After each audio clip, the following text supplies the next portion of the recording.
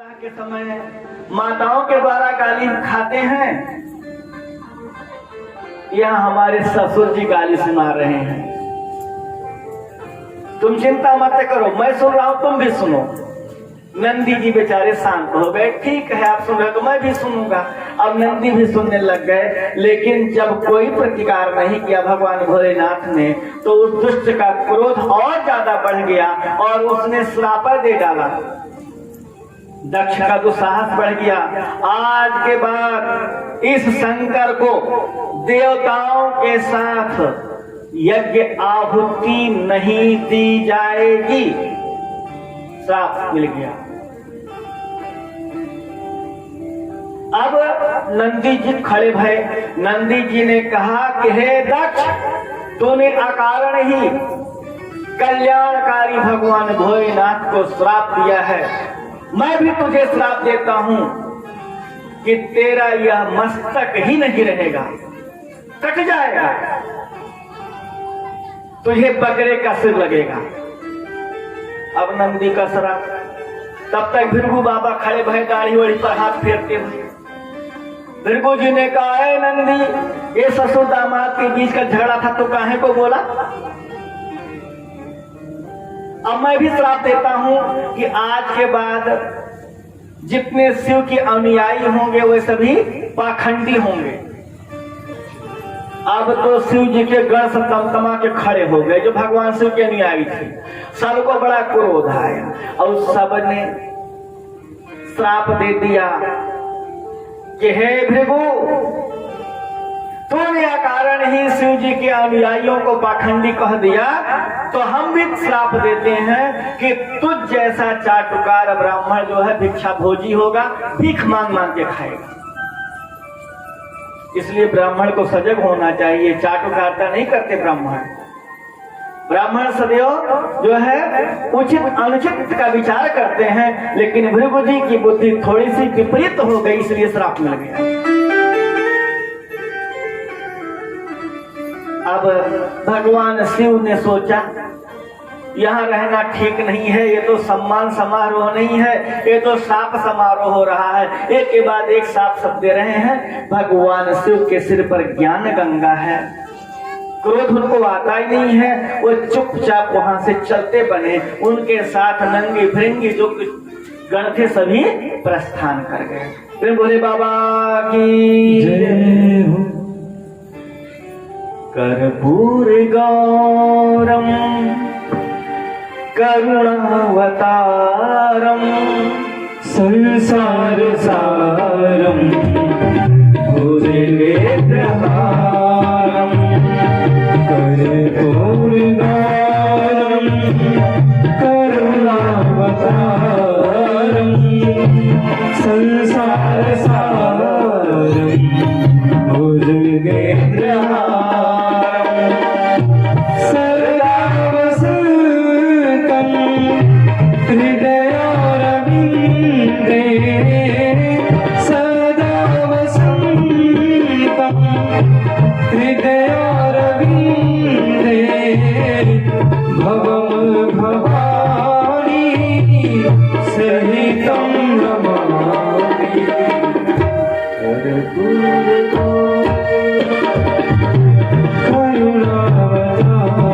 भगवान शिव जी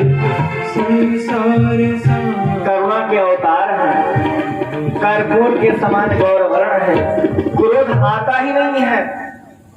इसलिए शांत चित्त होकर के वहां से चले गए। दक्ष का क्रोध और बढ़ गया। दुष्ट प्रकृति के जो लोग होते हैं, यदि आपने उनको उत्तर नहीं दिया उनकी भाषा में, तो उनका क्रोध शांत होता नहीं, बढ़ता ही जाता है, बढ़ता ही जाता है। भगवान शिव का जाना हुआ और दक्ष का क्रोध और बढ़ गया। अब की दक्ष ने एक बहुत बड़े यज्ञ उत्सव का आरंभ किया कनखल में, हरिद्वार में। बहुत विशाल यज्ञ का आयोजन, सारे देवी देवताओं को आमंत्रित किया, लेकिन शिव जी को नहीं बुलाया। यज्ञ उत्सव भी यदि करें तो अभिमान के रहित करें, अभिमान के साथ नहीं करना चाहिए। मैं ऐसा कर दूंगा, वैसा कर दूंगा, फलाने को नीचा दिखाऊंगा, अभिमान के रहित यज्ञ करना चाहिए। यदि हमने अभिमान के साथ यज्ञ किया तो यज्ञ नष्ट हो जाएगा, उसका फल नहीं मिलेगा, उल्टा परिणाम मिलेगा। और दक्ष ने क्या किया? दक्ष ने भगवान शिव को नीचा दिखाने के लिए यज्ञ महोत्सव का आयोजन किया, बुलाऊंगा नहीं। अब भगवान भोलेनाथ जी समाधि में बैठे, भगवान का ध्यान लगाए हैं, राम राम राम राम राम राम राम। अब राम नाम चल रहा और इधर देवताओं के विमान भगवान भोलेनाथ के सिर के ऊपर से राम राम सारे विमान। एक बात बताऊं आपको, जब दो प्रेमियों के बीच में मनमुटाव हो जाता है तो तीसरे फायदा अवश्य उठाते हैं, एकदम सच्ची बात है। अगर आप किसी से प्रेम करते हैं, आपकी मित्रता है, दोस्ती है और गलती से हल्का सा मनमुटाव हो गया तो तीसरे लोग फायदा उठाने के लिए आगे आ जाएंगे। और यदि मनमुटाव समाप्त होने वाला होता है ना तो और उसमें घी डालते रहते हैं, अरे भैया उनके थोड़ा एक मारा है, अरे तू आज जाने वाले का, हम तो बहुत भय पड़े हैं, चाहे कुछ न जानते हो लेकिन बहुत भय पड़े हैं उनका, उनसे होशियार रहा। इसलिए ध्यान रहे कि हमारा जो अपने घर का मामला है, हमारे मित्रों के बीच का जो मामला है वो बाहर ना जाए, हम आपस में बैठ के समाधान कर लें। बुलाएं एकांत में अपने बंधु बांधवों को जिनके साथ मनमुटाव, उनको बुलाएं, भैया देखो। और एक बात बताऊं, आपकी जो वस्तु जहां पर गिरी है, ध्यान देना, नीति की बात है, आपकी वस्तु जहां पर गायब हुई है, खो गई, वही ढूंढने पर मिलेगी। अब आपकी कोई अमुक वस्तु गोसाई की पुरवा में गिर गई तो गोसाई के पुरवा में पहले खोजो, ये नहीं कलकत्ता जाके ढूंढोगे। गोसाई का पुरवा में समाधान मिल सकता है, गोसाई पुरवा में जो है आपकी वस्तु गायब हुई। इसी तरीके से यदि आप भाइयों के बीच में मनमुटाव हुआ तो समाधान आप दोनों के बीच में ही निकलेगा। आप सच्चे मन से एक बार बुलाओ एकांत में और बैठो, और किसी की बुराई करने के पहले ध्यान देना, नीति की बात है, अगर किसी की एक बुराई करना आप चाह रहे हो तो उसकी कम से कम 10 अच्छाई पहले याद कर लो। 10 अच्छाई, बुराई अपने आप नहीं निकलेगी आपके मुख से। 10 अच्छाई यदि आपने याद कर लिया, अरे मेरे साथ फलाने ने ऐसा किया, वैसा किया, वैसा किया, अगर एक आध बुराई भी हो गई तो आप भूल जाओगे, अपने आप वैमनस्य खत्म हो जाएगा। ये सबसे अच्छी बात है, समाधान हो जाएगा। और जो मजे लेना चाह रहे थे कि दोनों में बिगाड़ हुआ, अब हम इसका फायदा उठाएंगे, वो मुंह की खाएंगे। इसलिए आपस में मेल करके रहें, आपस में बुलाएं, बैठें, 2-4 मिनट समाधान निकलेगा। भक्त भैरवनाथ भगवान की। भोले बाबा ध्यान में बैठे थे, देवताओं के विमान वहीं से जा रहे, जिससे भगवान भोलेनाथ को लगे कि मेरे ससुराल में यज्ञ हो रहा है और मुझे बुलाया तक नहीं गया है। भोले बाबा को बुरा लगेगा, क्रोध चढ़ेगा, लेकिन भोले बाबा तो शांत बैठे, कोई फर्क नहीं पड़ा। तो सती महारानी ने देख लिया, ढेर सारी देव माताएं जा रही थी मंगल गान गाते हुए, और इसके बाद सती जी ने एक देवी को बुलाया, पूछा कहाँ जा रहे? अरे तुमको नहीं पता तुम्हारे पिता के यहाँ यज्ञ हो रहा है, तुम यहीं बैठी हो, हम सब वहीं जा रहे, वहीं जा रही है। अब सती जी को खटका लगा कि अपने पिता की सबसे ज्यादा दुलारी बिटिया मैं, प्राणों से ज्यादा प्यारी मैं, मेरे पिता ने हमको क्यों भुला दिया, क्यों नहीं बुलाया? भगवान शिव की समाधि टूटी, सती महारानी हाथ में जलपात्र लेकर के आई, महाराज जलपान कीजिए, और पंखा डुलाने लगी। भोलेनाथ मुस्कुराए, देवी क्या बात है, बड़ी सेवा हो रही आजकल। सती जी ने कहा, आप पतियों को और कुछ पता है कि बस हमेशा निंदा करते हो? अरे हम पतिव्रता नारियां हैं, हमारा धर्म है पति की सेवा करना। आपकी सेवा कर रही तो आप कहते हैं बड़ी सेवा कर रही हो। भगवान भोलेनाथ मुस्कुराए, बोले देवी लेकिन पतिव्रत धर्म कुछ आज ज्यादा निभाया जा रहा है, बात क्या है? साफ साफ बताओ क्या चाहती हो आप? अब सती माता बोलने में कितनी चतुर है देखना, केवल एक बात, वाणी की चतुरता। बोली एक अमोल है जो कोई बोल जानी, अही तराजू तौल के तब मुख बाहर आनी। सती माता ने बहुत सुंदर भाव व्यक्त किया, कहते हैं कि प्रजापतस्ते ससुरस्य सांप्रतम निर्यापितो यज्ञ महोत्सवः किलः वयं च तत्र विसराम वामते यद्यर्थितानि विबुधा व्रजन्ति। अब देखो कितना सुंदर भाव बता दिया। प्रजापतस्ते स्वसुरस्य ससुरस्य सांप्रतम, आपके ससुर जो प्रजापति दक्ष हैं उनके यहाँ यज्ञ हो रहा है। और सती जी कौन है? दक्ष की बेटी हैं, लेकिन एक बार भी नहीं कहा मेरे पिता के यहाँ। वाणी की चतुरता देखिए, उन्होंने कहा आपके ससुर, जिससे कि शिव जी को स्पष्ट हो जाए इनका भी संबंध प्रगाढ़ है और ये जाने के लिए तैयार हो जाए। ऐसी वाणी बोलनी चाहिए। और नहीं तो क्या कहते हैं, अरे हमारे पिताजी के बारे में गाँव की जान, इतना बड़ा बड़ा जगह के है, इतना बड़ा बड़ा हमारे भैया सीधे कलेक्टर से बात करा थे, बड़े बड़े नेता हमारे पिताजी के द्वार करा थे। माताएं जब चर्चा करती है अपने माँ, और एक बात बताओ, अगर माताओं के सामने आप मायके की चर्चा कर दो, बस खाली इतने बोलो आज आपके घर से फोन आया, चाहे फोन ना भी आया हो, माताएं कितनी नाराज हो, लेकिन यदि आपने कहा दिया फोन आया था आपके भैया का, तुरंत सारा दुख भूल जाती है, सारा क्रोध गायब। तो भैया ने क्या कहा, बताओ बताओ भैया ने, अच्छा जी बैठो, आप आपके लिए मैं चाय बनाती हूँ। अब तब बताना भैया ने क्या कहा था। ये विशेषता है माताओं की, मायके की ज्यादा ही चिंता रहती है, होना भी चाहिए, क्योंकि पली बढ़ी वहीं पर है, सबको त्याग करके छोड़ करके आपके लिए यहाँ पर चली आई हैं। कितना बड़ा त्याग किया उन्होंने आपके लिए, हमारे लिए। लेकिन यहाँ सती जी इतनी चतुरता से बात करती हैं कि प्रजापतस्ते ससुरस्य सांप्रतम निर्यापितो यज्ञ महोत्सवः किल।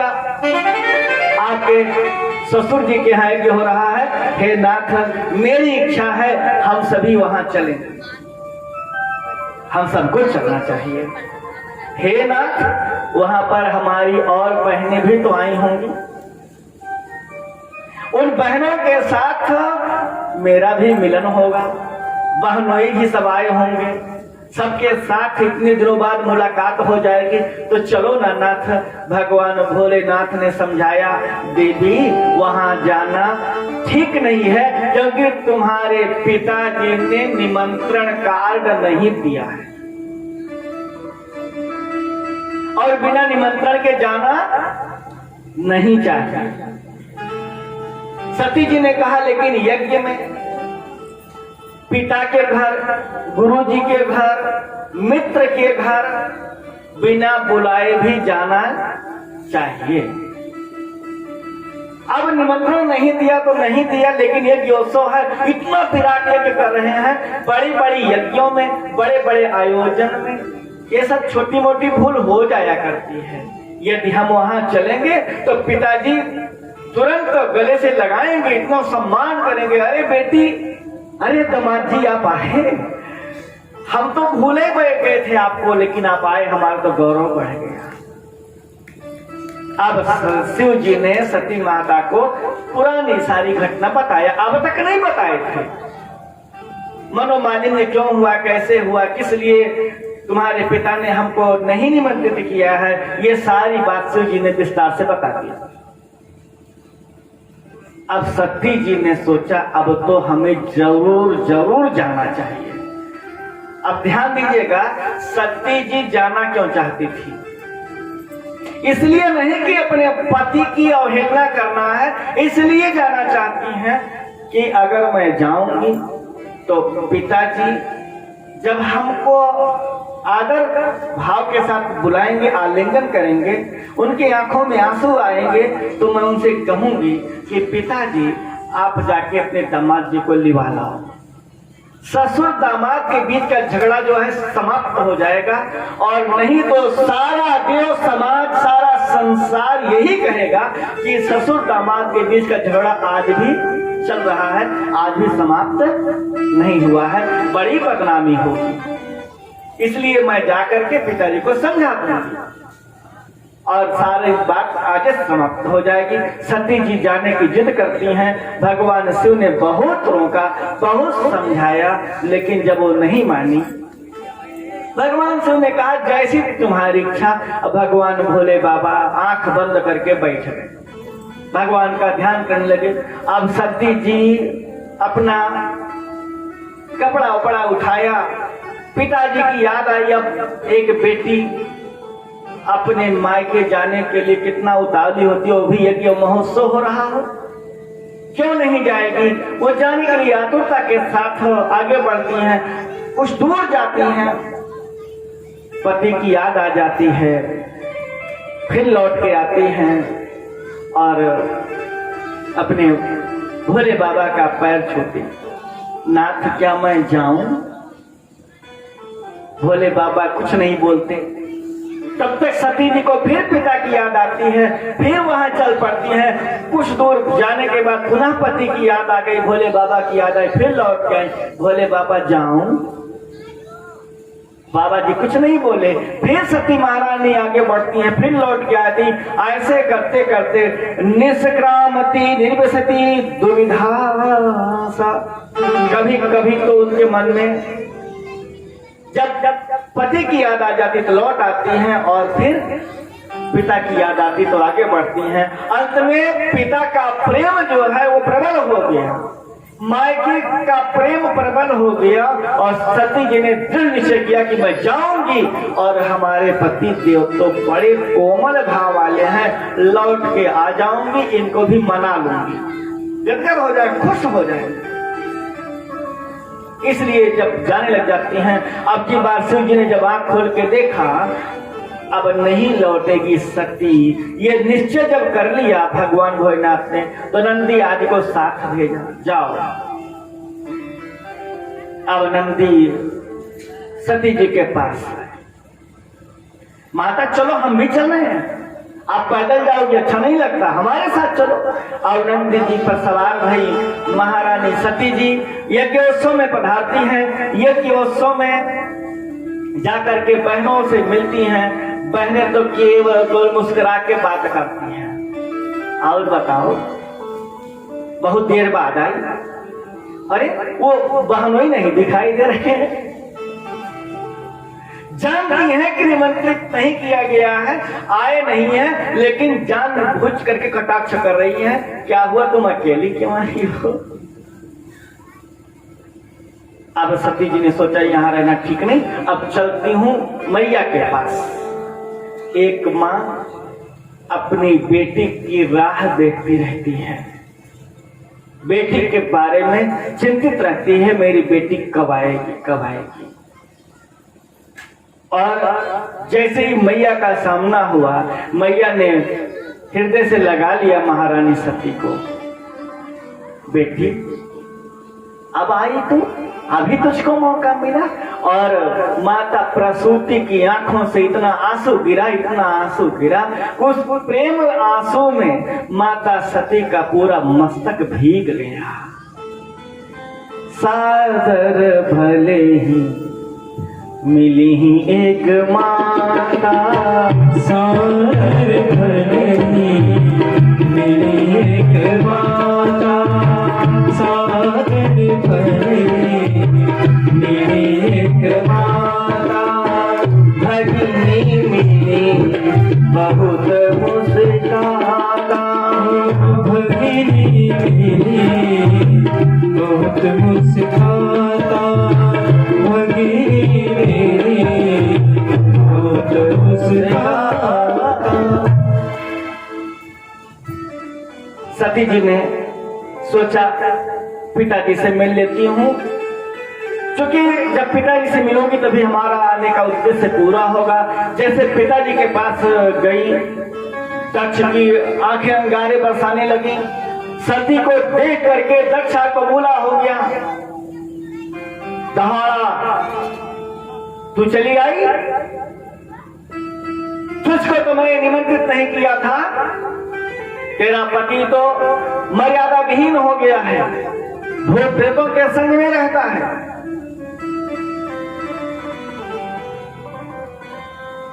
फिर भी तूने आने का दुस्साहस कैसे किया? सती जी ने पिता के क्रोध भरे वचनों को सुना और यज्ञशाला को देखा। सारे देवताओं के बैठने के स्थान निर्धारित किए गए थे, लेकिन शिव जी के बैठने का कोई स्थान नहीं। हमारी भारतीय माताओं की, बेटियों की एक परंपरा रही है, वे सब कुछ सहन कर सकती हैं, लेकिन पति का अपमान सहन नहीं कर सकती।